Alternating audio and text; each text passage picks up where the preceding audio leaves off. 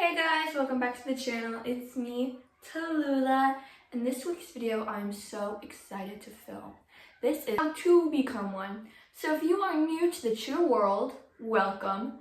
And if you're thinking about becoming a cheerleader, you should totally become one, and this video is going to help you so much.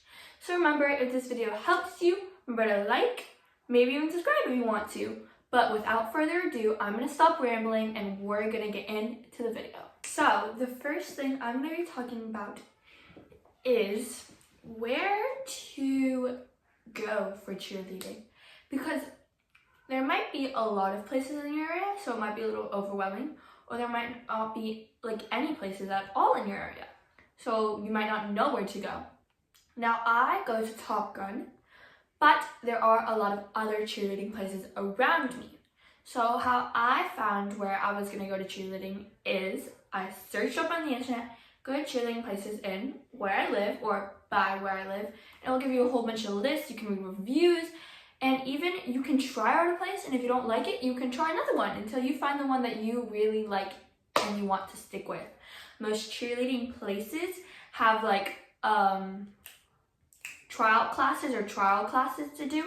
I know mine did. So if you don't like it, you don't have to stick with it. There's no commitments. So that is the first step into becoming a cheerleader. You have to find a cheer place. So on to step number 2. Step to becoming a cheerleader is to making sure you actually want to do it. So here are some questions I would ask yourself before you become a cheerleader, just to make sure you really know you want to do it. And these aren't to scare you. Don't worry, they're not scary. But the first question is, are you willing to give up all your free time if you join a cheer team, especially a competitive one? Are you willing to give up the chance of going to fun school events or hanging out with your friends because you have practice? Are you willing to do that? If you are, then you got one question correct. Question number 2 is, can you withstand 8 hours to 10 hours of competition a day to maybe not even win? Are you willing to do that? If so, another sign you should become a cheerleader. Question number 3. Are you emotionally willing to stand up on that stage, waiting for you to win, hoping this year you will bring home the gold, just to lose to second place by 0.2 points? Are you willing to do that? If so, another reason you should become a cheerleader. And what question is this? Like 5 or 6? I don't know. But the next question is, and the last question, are you willing to gamble that your cheer teammates are either going to be like the most amazing friends or the most toxic people in the world who hate you?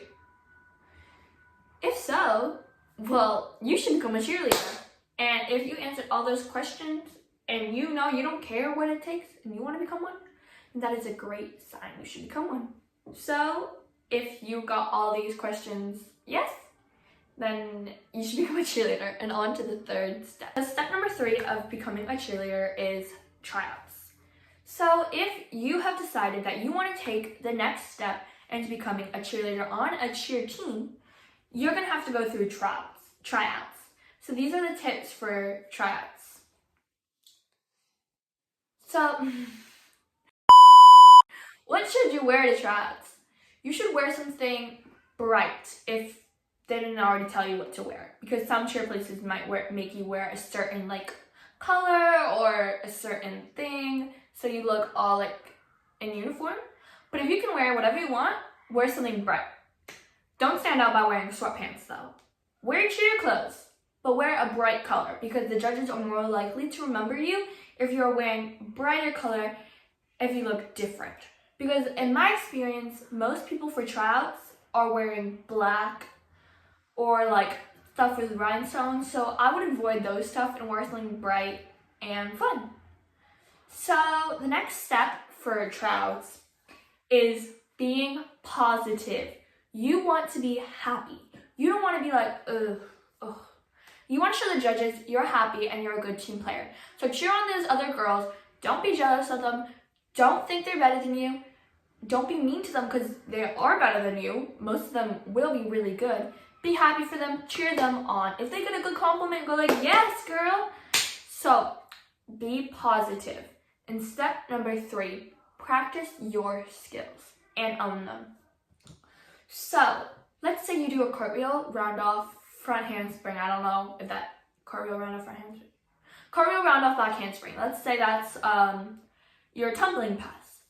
Own it.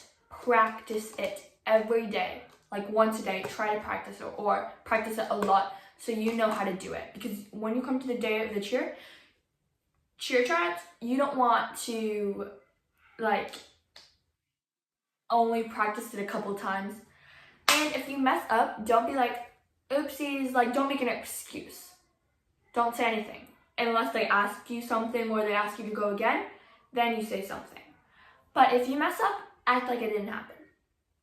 I'm not saying deny it when the judges ask you what happened. Just don't make a big deal out of it. Don't make an excuse like, well, I'm sick this week. If I was like fully healed, I would be able to do the scale perfectly. Don't say that. If you mess up, it's okay. Don't worry, but don't make a big deal out of it. So those are my 3 tips for tryouts. On to step 4 of becoming a cheerleader. Step 4, so let's say you have made the cheer team. So this is how to act in practice. Act in practice the way you acted in tryouts. If you were positive, be positive. Because the your coaches are seeing how you act. And the more positive you are, the more likely everyone else will be positive around you. Also, if you're when you make the cheer team, make friends with the other girls on the cheer team. Don't just like stand in the corner and be lonely. I know it's hard to make friends, like trust me, it's hard. But it's all you have to do is talk to one girl. Maybe she seems nice. Go talk to her. You two are on the same team. You're gonna be seeing each other like 3 times a week. So might as well go make friends with her. Because it's way more fun to have a friend on a cheer team than not. So that's the first thing when you join the cheer team. Be positive and make friends. Next, we're going to talk about the cheer schedule. So it all depends what level cheer team you are on, how high it is, like what kind of cheer place you go to. But let's say you join a level 3 cheer team. And you have 5 competitions this season.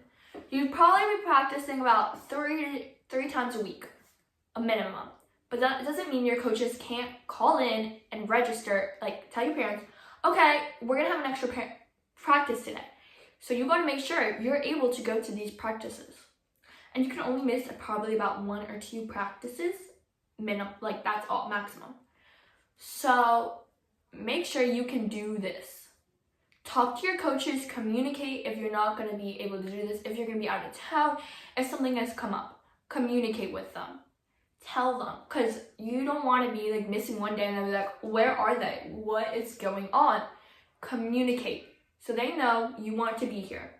Also, come on time. Do not be late, because you being late, unless there's like a traffic jam or your parents texting you to be late, or it's like a one-time thing of you being late, shows that you're like lazy if you're late every single time and you don't really care. So I suggest being 5 minutes early so you can get there, make sure everything's good, drink your water, prepare. Don't be late. Anything like 1 minute late, okay. 3 minutes late, maybe. 5 minutes late, okay, we'll let it slide. But 10 minutes, no. So don't be late. I suggest coming 5 minutes early. So that is how I would act in a cheer practice. So make friends, be positive, don't be late, and communicate. So that's how to act in a cheer practice. Now we're on to step 5, I believe, or I don't know. I'm gonna say step 5 of becoming a cheerleader. Step 5 of becoming a cheerleader. You've made it through all your practices and it is time for competition. So I'm going to teach you what competitions are going to be like, how to act, all that stuff, so you are prepared for when you do your cheer competitions. So competitions, there's going to be a lot of people there. And your team's going to have their separate call time, and not every team is going to compete at the same time. Usually they'll have like different divisions competing. So let's say all level 3 teams compete and they go against each other, because they're not going to put a level 3 team against a level 7. You're going to be competing you're going to be competing at people at your same level and around your same age. So let's say youth level 3 goes first. So you're going to be competing against all the people close to your age and in the level 3 category. Trust me, even though it's one division, there's still going to be a lot of people. So when you're there, act appropriate. Don't be rude. Don't boo the other people. No, that's not cool. It just makes you look weird and like mean. So be positive to the other team. Cheer them on. Just clap for them. Don't be rude though. Don't be like, boo, ew, you fall. You fell. Be nice to them, okay? Cheer them on, because you don't want to look like the grumpy cheerleader who can't be happy for anybody. So cheer them on. Cheer on the other teams, cheer on your teammates, cheer on the same people in your cheer plays, just be positive. So, are you prepared? I want to ask you to go out on that stage, on that floor, go out on the floor, lights beaming down at you, having to remember cheer dances, making yourself not fall, because if you fall and you're the only one that falls and you mess that up for your team, imagine the guilt. Are you prepared for that? Are you prepared for thousands and thousands of people watching you? Are you? Because it might seem a little intimidating, but trust me, if you're prepared, then you can handle it. The most important thing is to keep yourself calm, keep yourself okay, so you can remember your cheer and make sure everything is clean. And if you do fall, don't worry. You won't be letting everyone down, because trust me, half the teams there are gonna fall. Half the stunts there are gonna go wrong. Don't worry, you're not the only one that fell.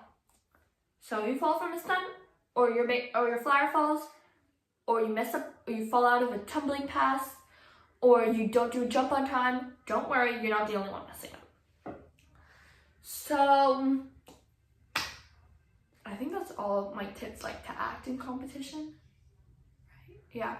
So on to step 6 of becoming a cheerleader. We've talked about how to act in competition. We've talked about a lot of things, but this is our final step. So let's go to step 6. Okay, our last step to becoming a cheerleader, step 6.